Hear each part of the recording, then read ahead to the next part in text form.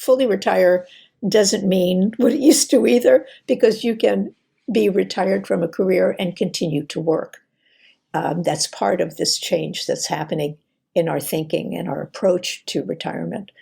But yeah, taking some time, and the beauty of leaving your career and moving into this next stage is that you can give yourself the time and the permission to start thinking about some of these things that you may not have given a lot of thought to before.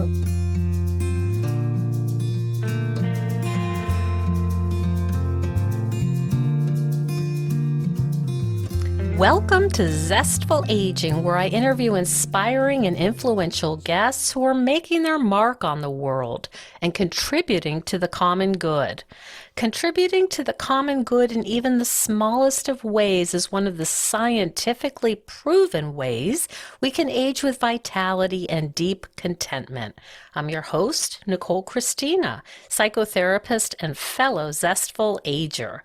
My goal is to share optimism about aging and introduce you to guests who will excite and inspire you to share your own gifts and talents with the world.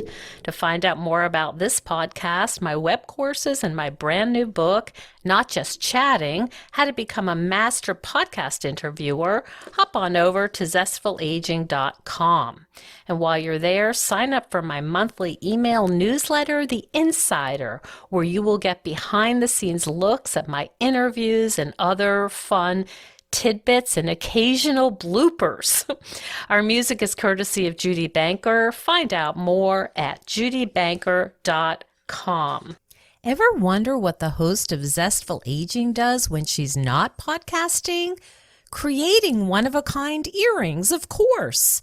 I've just opened an Etsy shop called Zestful Design, no S, and it showcases my fun, comfortable, and zesty polymer earrings. These earrings are fun to make and fun to wear. So check out my new shop, Zestful Design, on Etsy. We have a wonderful interview for you today. There's really no right time or right way to retire, but we can probably agree that the more thought we put into our retirement, the more successful it will be. But how to approach it in the most useful way? What questions should we ask ourselves to prepare for this major adjustment? My guest today has developed a thorough and thoughtful approach that will help you create a future that is perfectly suited to you. Ida Abbott is a successful attorney whose current practice focuses on mentoring, sponsorship, and retirement. The Wall Street Journal selected her most recent book, Retirement by Design, as one of the 6 best books of 2020 on retirement and aging. The new and innovative self-coaching approach of Retirement by Design helps you spearhead and navigate a major next step in life. Welcome to the show, Ida. Oh, thanks so much for inviting me, Nicole. I'm really happy to be with you today. Oh, good. I know we're going to have a great conversation. And, I wanted to talk to you about this workbook that you've created. And off mic, I was talking about how incredibly comprehensive it is and how I think that it should be given to people, even maybe before they start their careers, because it asks very deep questions about who we are as individuals and what we're about, what we value, and how we want our lives to look like. Can you talk a little bit about how you created this unique kind of workbook?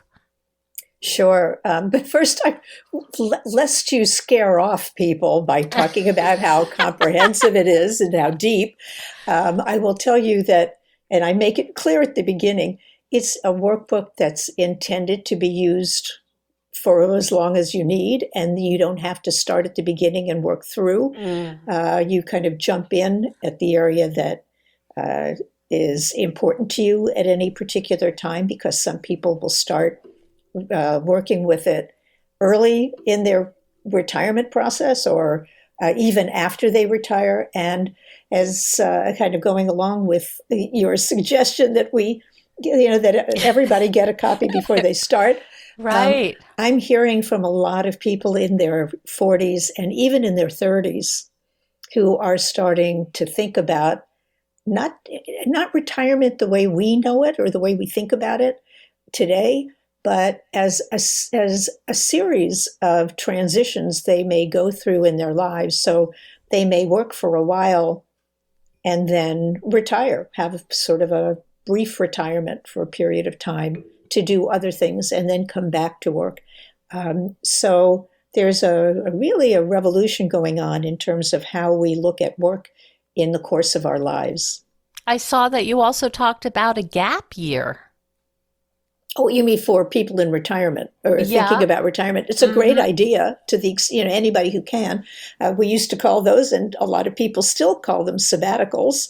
And you take a period of time off and try out something that you think you might want to do when you fully retire.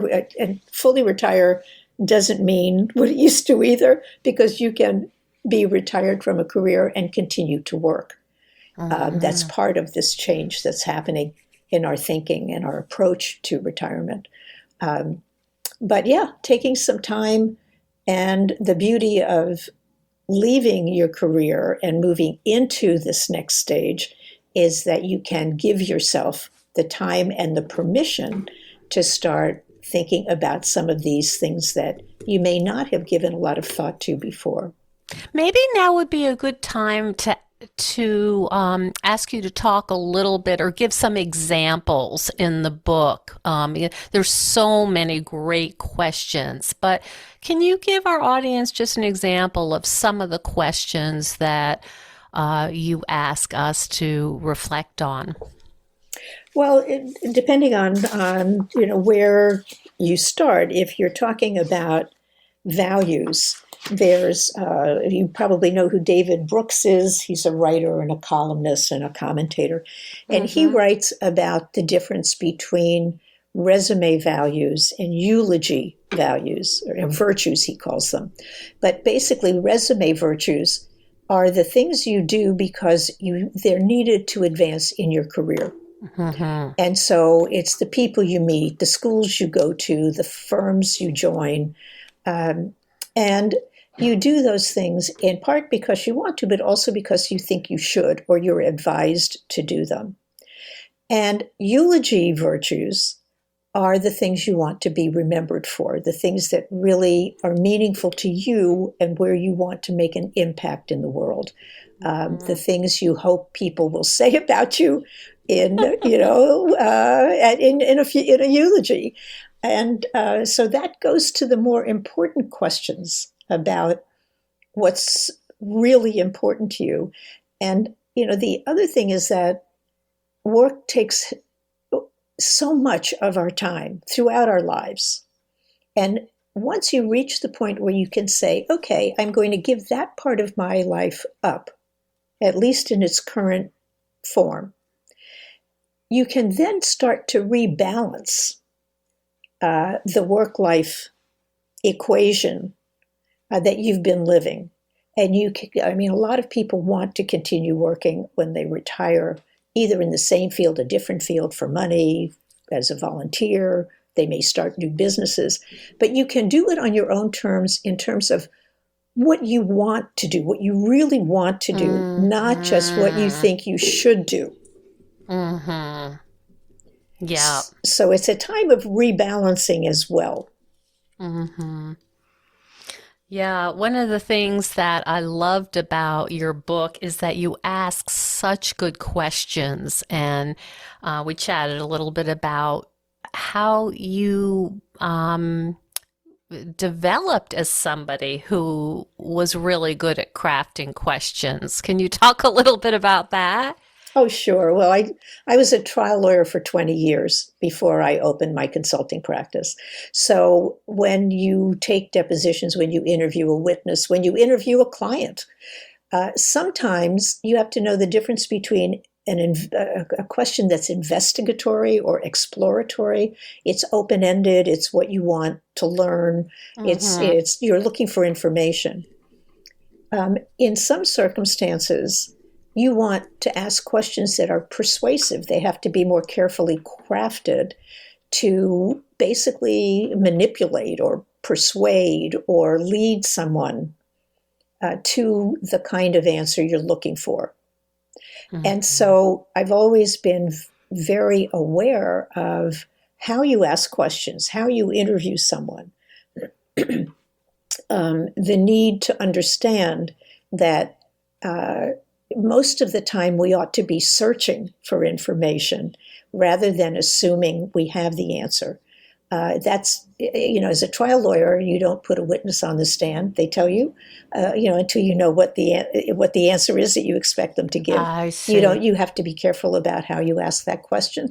That's why you'll hear sometimes an objection about, that question is leading the witness. Sometimes that's your intent.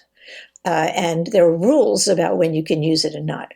When you're looking at designing your life, I realize, you come at this not as an expert where you know the outcome and you want to get other people to see the outcome the way you want. You're really starting as an explorer. It has to awaken you have to bring your sense of curiosity. And for many very successful professionals, and my work now is not limited to lawyers at all. It's really for people who have had successful careers and don't know, or they either don't know how to leave that behind or what the possibilities are for the future. And so they don't know what they would be retiring into. But recognizing that the sense of curiosity you had as a child, where everything was wondrous and beginner's mind is exactly, another. Is that right? Exactly. Yep. And I heard something yesterday. I read an article about work and how we find purpose in work. And somebody talked about, if I can think, the passion of the explorer. And the idea of being an explorer in new possibilities, new worlds, things you may not have thought about before or may not have thought you could get into before. Now's the time when you can. And so coming at it with the mind of an explorer, of a beginner, having that kind of curiosity is so vital to planning for the future.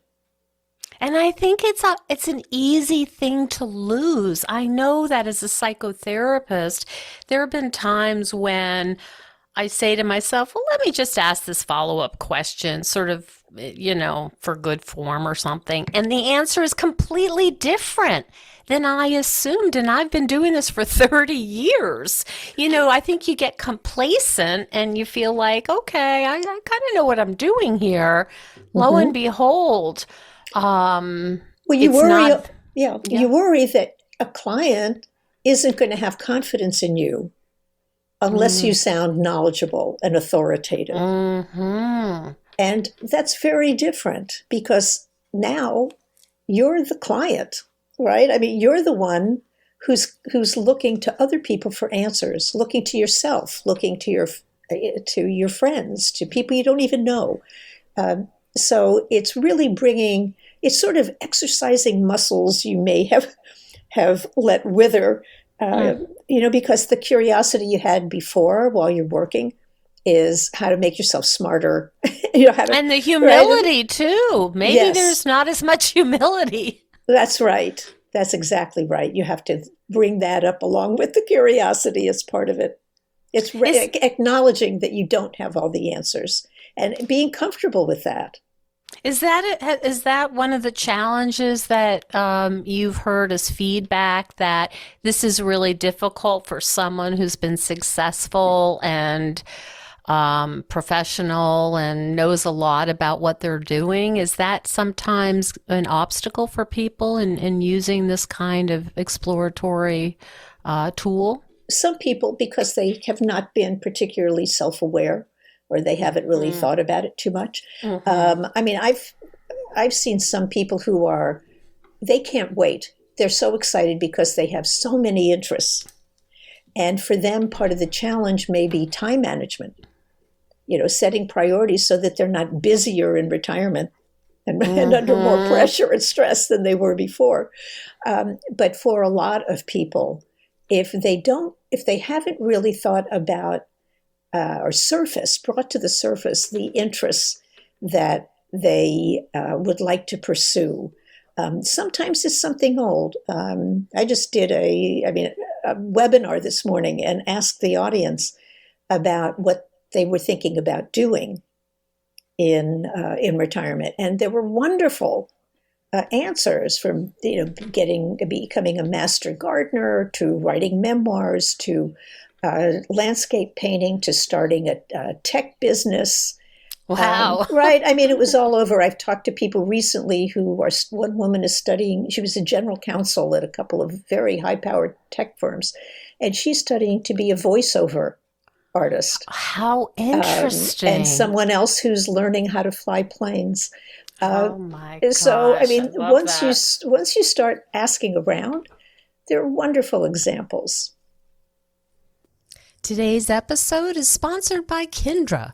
Kindra is a self-care company that makes estrogen-free essentials designed by women for women to support people who experience the hormonal changes of menopause. Their line of menopause essentials includes a daily vaginal lotion that dramatically relieves vaginal dryness and 3 daily supplements, all thoughtfully designed to target and relieve the symptoms of menopause, including hot flashes, brain fog, mood swings, and more. Each of these products is backed with years of research and development to identify the most potent and effective formulations. Visit our Kindra, OurKindra.com, using code ZESTFUL20 for 20% off your first purchase. And I'd love to hear how it works for you. Mm-hmm. Is that how your development looked as well? Is that when you were a trial lawyer, was there a point at which you said, I think I want to move into something different? Sure. That's why I did. And what were the clues? I'm always fascinated in, people say, oh, I knew it was time to move on, but I'm really interested in how precisely you knew when it was time to make a change. It was becoming less and less fun. I did it for 20 years. It's a lot of stress. It's very exciting. I mean, I loved it, but the nature of the practice was changing. The nature of legal work was changing. I didn't especially care for the direction I saw things heading in. At the same time, I had become much more involved for several years in my firm in professional development. There's not, an internship or a transitional learning period for most young lawyers. Basically, you learn on the job. And at that time, nobody was doing any, or very few firms. My firm was, which is why it became something important in my career. But I was running training programs for young lawyers and a mentoring program, and we were supervising their work assignments differently and that sort of thing. And I realized there was a huge need out there, but there was no demand because nobody knew that they should be doing it or that they could be doing it or how to do it. I see. So it wasn't a traditional part of starting a job as a young attorney. No, I wanted to try something on my own while I still had the energy to do it. I had, young kids, early teenage years, and a busy husband, and I wanted to try something that was different. And I realized in retrospect that I was feeling pretty entrepreneurial. In those days, we didn't call it that. Most people called it crazy because I didn't go into this with a plan of what it could be. People said, "What do you do?" And I would say, "What do you need?" So I started that questioning process very early because there were a lot of things I was interested in, but I didn't know what would stick or what would be most needed for them and meaningful for me.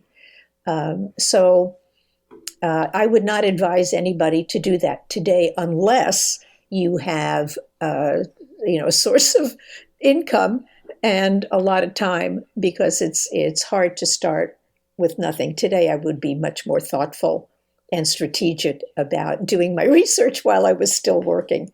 But So seen as a I bit took some time. radical. It sounds like you were doing something that surprised people and is kind of you went rogue there after you discovered mentorship. Well, in a way, I've done the same thing again now because, well, I say the work that I'm doing is not just with lawyers. Most of my client base is lawyers and law firms and legal organizations. So for them, nobody was focusing on retirement.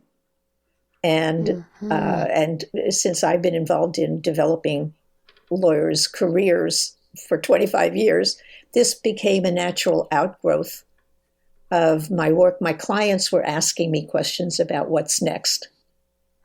And some of the firms had large numbers of partners who were getting older, and nobody knew how to talk to them about what their future plans were and how long did they plan to stay at the firm. There used to be mandatory retirement ages. Most firms don't have that anymore, or they have modified them so that you can at least continue to work. You don't have to actually leave, and just with a change in status. So, both my institutional clients, the firm clients, and the individuals were all talking about this, and I realized there was nobody really addressing it. But there was a vast amount of work being done in the rest of the world, the outside world, outside of law. I see. And so this is another sort of entrepreneurial step. I see. Is that who you've been as a very young person? If we trace it back, were you the kind of person who did something that was off the mainstream and was creative in that way? Is that who you are? Is that your character? I don't think so. I mean, it was pretty conventional up until that point, but it could be, I live in the Bay Area, and so this is sort of the heartland of entrepreneurialism, and early on. So it was all around me. So maybe, and that's why I say it was only in retrospect, because I never thought about it that way. I like being the boss. I like being in charge. I like, telling people what to do. So it became, I like doing it my way. It was a good fit. It was a good fit, right? I love being self-employed, and I just can't imagine any other way, frankly. But it takes, there's a lot of risk involved that I didn't recognize either. Walking into this kind of naively, it's only when you take a look back and you take a look at what's going on around you, you realize things. And, so it's like I say, nothing I was particularly strategic about, but I advise people today to be strategic because it's a different world today. People don't have the luxury of time the way we did. Speaking of time, I saw that you recommend in an ideal world to start this process around 5 years before you plan to retire.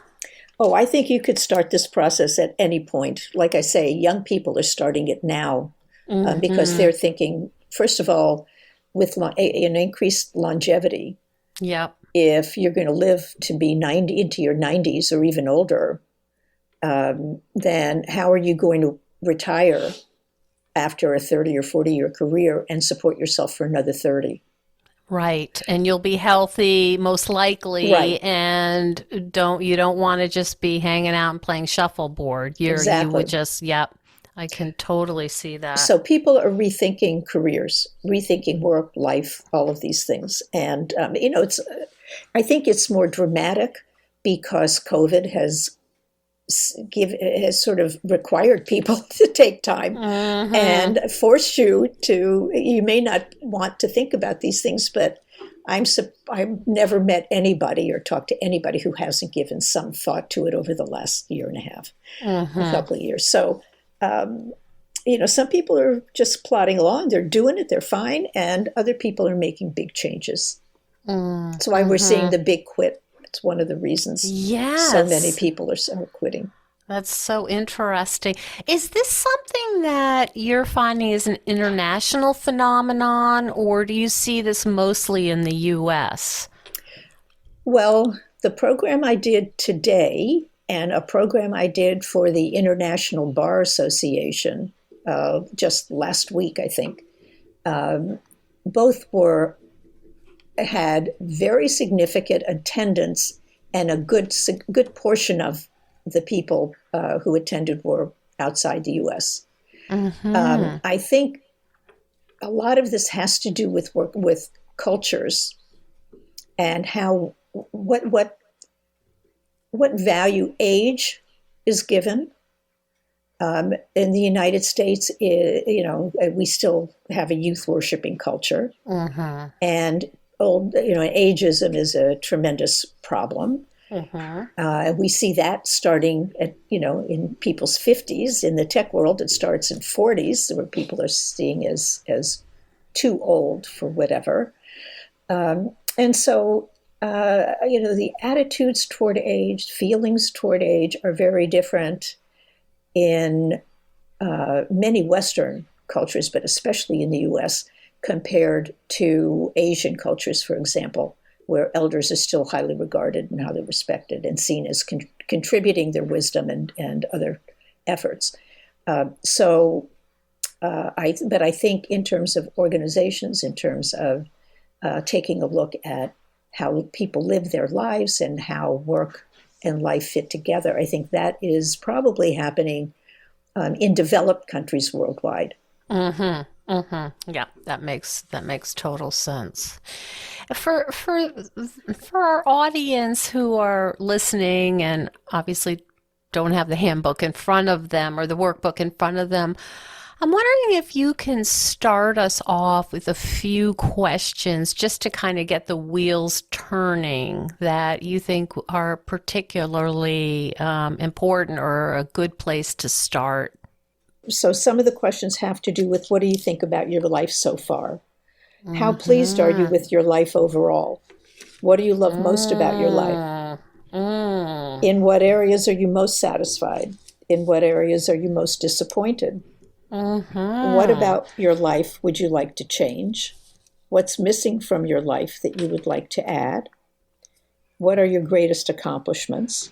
What have And been this is right? You want me to keep yeah, going? this is not a 15-minute, this is not a multiple choice test, is it? No. And here This we go. is so intense. Here are some of your attitudes about work. What does work mean to you? How do you feel about it? Why do you work?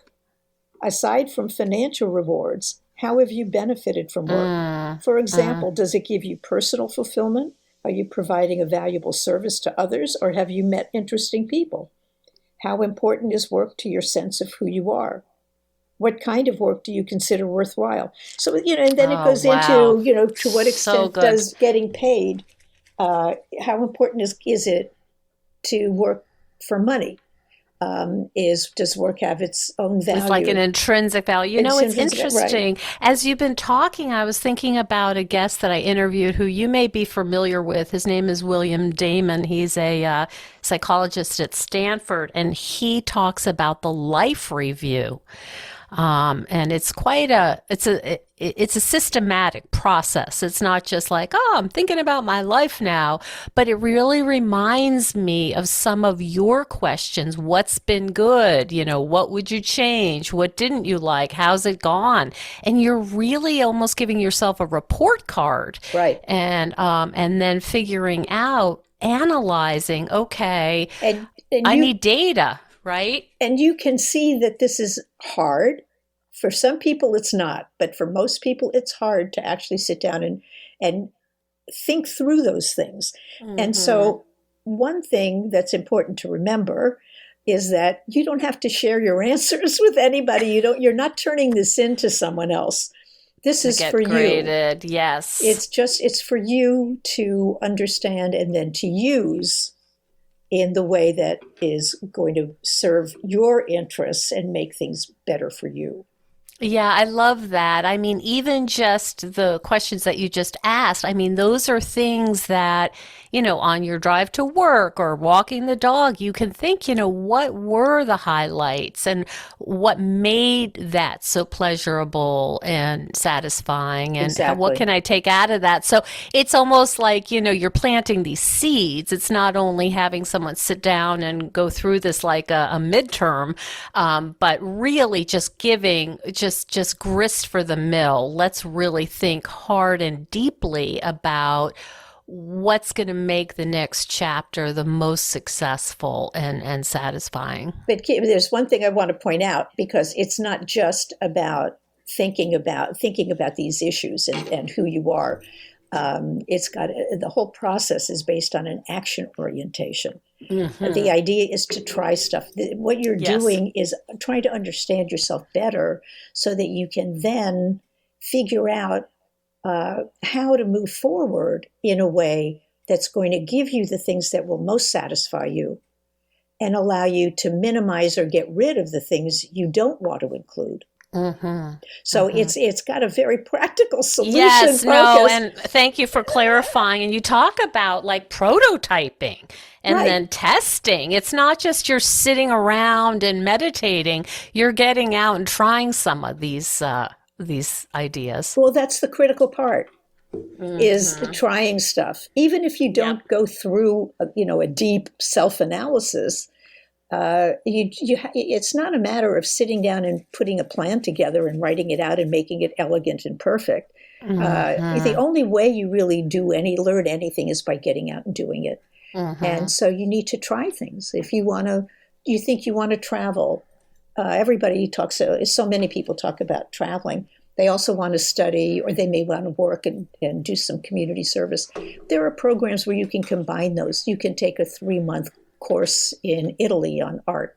You Mm. can go work for even the Peace Corps has a senior Peace Corps. Yes, I saw that. That's wonderful. So No, there are so many there opportunities. Yeah, and so the way you do this, especially now that you give yourself, I think I said this to you, I don't know if I said it to the audience, the time and the permission to go and just try things. And if they don't work, you don't like them after all, or they take too much time or whatever, you just stop or you go on to something else, because it's not like you're climbing any ladders here. You're just moving along and trying to fill your days in the best possible way. Mm-hmm. And very intentionally. Right. That's excellent. Ida, where can people find out more about you and your mentorship and your general work? And I'm sure the book will be part of that. Right. It's my website is idaabbott.com. Okay, and it's ABBOTT. Right. And are you also on social? I'm on LinkedIn and on Twitter, but I don't use Twitter very much. Okay, okay, that's good to know. And so people can go to your website and they can see the kind of consulting that you do and contact you through your website. That's right. Oh my goodness. Well, it was an absolute pleasure to speak with you. I love what you're doing and I love how you've figured it out for yourself, and even when it wasn't necessarily obvious, you said, I don't really love this anymore. What else am I going to try? It takes a lot of courage to do that. Well, it takes less courage the older you get. Because why not? If you fail, you Why fail. not? Yeah. And so it can be. I like to think of it just as another adventure. But I haven't retired. You haven't retired, Mhm. and so the nice thing about owning your own practice, your own business, being on your own is that as long as somebody's interested in what you're offering, you can continue to work. And Mhm. and so there's no timeline there. There's no expiration date. Mhm. Yes, I've heard that expression used. Well, best of luck. And I know that it sounds like you have no shortage of people who are in need of your services. Thank you so much for spending time today. Oh, well, thank you. I've really enjoyed it too. Thank you so much for joining us on Zestful Aging. If you like the podcast, please share it with some of your friends. I love to hear from my listeners. Send me an email at NicoleChristina.com. It's no secret that everyone's feeling pretty restless and unsettled right now. Our lives are upside down and the future is feeling pretty uncertain. But if you're anything like me, organizing my stuff can help me feel a little calmer. It's something I can do to help me feel a little more in control and in charge of my own life. If you think decluttering could help you feel better and you could use a little assistance with that, check out the online course I've developed with professional organizer and designer Carrie Luderin. It's called Too Much Stuff. And Too Much Stuff is different from other courses or articles or guidance you may have used up. We give you clear steps to deal with the clutter and the tools to help you face the overwhelming feelings and the emotions that come up when we're going through our clutter. And a lot of those emotions are just feeling anxious or guilty or just basically flooded with a lot of different confusing feelings. The course is really practical. It's realistic. The lessons are short and punchy, and they're really manageable. We're not trying to set you up for some long exploratory, super in-depth, burdensome experience. We want something really helpful for you right now. We all need help with our anxiety. So being surrounded by more calm and less chaos can really help. So now's a good time to clear out the clutter so we can focus on what's really important in our lives. So find out more at zestfulaging.com. You'll see more about this under the web courses tab. If you have any questions, just shoot me an email at zestfulaging@gmail.com. Thanks so much. And stay tuned next week for another interview with a fascinating and inspiring guest.